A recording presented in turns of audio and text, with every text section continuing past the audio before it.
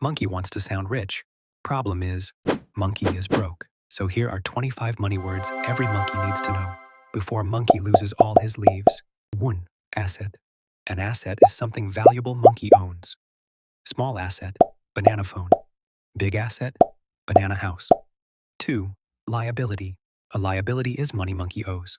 Car loan, credit card debt, student loan. 3. Net worth. Net worth is assets minus liabilities.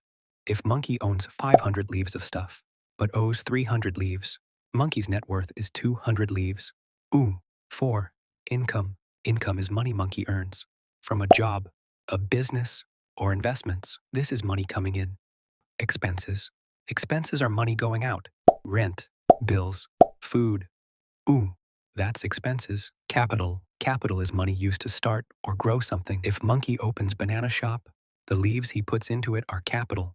Stock. A stock means monkey owns a small piece of a company. If monkey buys banana company stock, monkey owns a tiny part of banana company.